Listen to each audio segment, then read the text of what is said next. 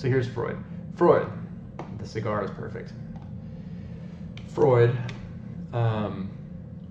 at the turn of the 1900s, the turn of the 20th century, going into the 20th century, he became famous, and he was the first kind of celebrity psychologist. He started what he called psychoanalysis or psychoanalytic theory, and the bulk of his theory was about the unconscious. So this is going to look even worse than it usually does, but I didn't want it thicker than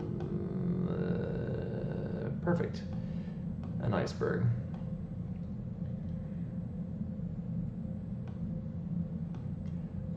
He made a metaphor like an iceberg. He said that our mind is like an iceberg. Whoops. Where an actual iceberg, most of an iceberg is actually underwater. That's just because ice is slightly less dense than water, so it floats. But most of an iceberg, the part that you can see is a minority of the iceberg, and most of it is actually underwater. And he said our brains are like that. So he said that our brains are mostly under consciousness. The part that you can see he called was the conscious part of the mind, and then right below the surface he called it the pre-conscious, and then below that, way under the surface, which he said was the most important part, is the unconscious. He never used the word subconscious, but since him it's been collectively referred to as all that stuff that's under the water. But Freud said our minds are like that. So the part, conscious thoughts are what you're actually thinking right now. Like consciously, I'm thinking that I really like Microsoft Paint. It's a great tool. And I'm thinking, I don't know, that my green screen actually looks pretty good today. I'm not fuzzy. All the things that are actually going through your head, like maybe you're hungry or whatever you're literally thinking about and you're aware that you're thinking about right now.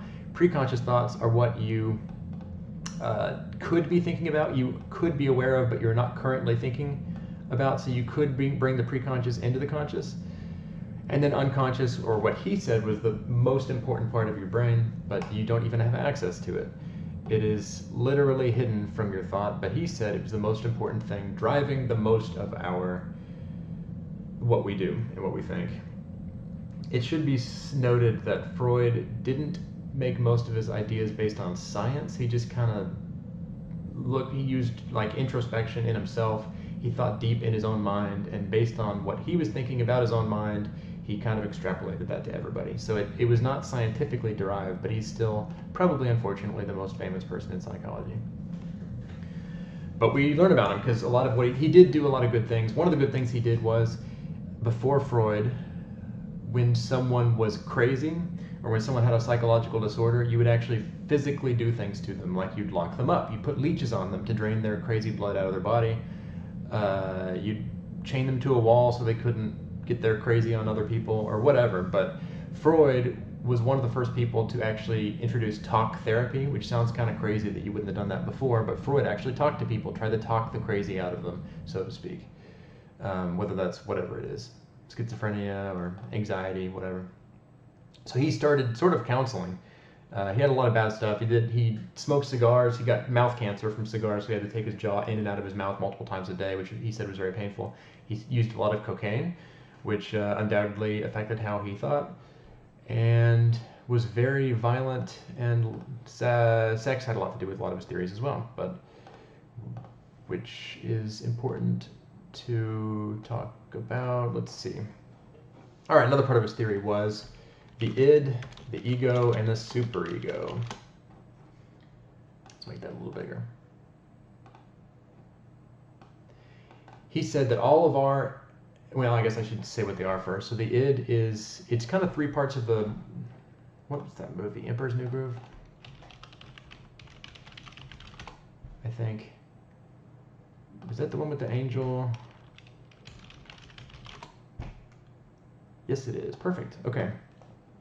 I don't think I've ever actually seen this movie, but I just know that it's the one with the angel and the devil. So in this, and probably a lot of cartoons, but in this movie there's a little devil that pops up and an angel that pops up. That's a perfect analogy for the id, the ego, and the superego.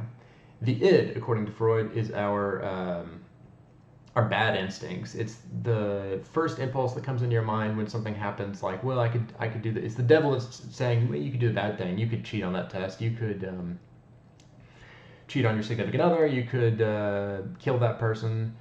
You could cheat on your taxes. Anything like that that would be immoral, but might benefit you in some way. The superego is the good one. Superego is like, what would Jesus do in the situation? It's the ideal. It makes you feel guilty for not doing the right thing, according to Freud, and it's the one that says, it tells you to do the right thing. So if you're in a test and you haven't studied, just take the test anyway, apologize to the teacher. Or like, if someone wrongs you, maybe you should just pray for them, that kind of thing. It may not even be, neither of these sides might even be realistic. They're kind of the extremes of either side. And then the ego is you in the middle that's listening to both of these and deciding what to actually do. The ego is called the reality principle. There it is. So id is the bad one, the devil.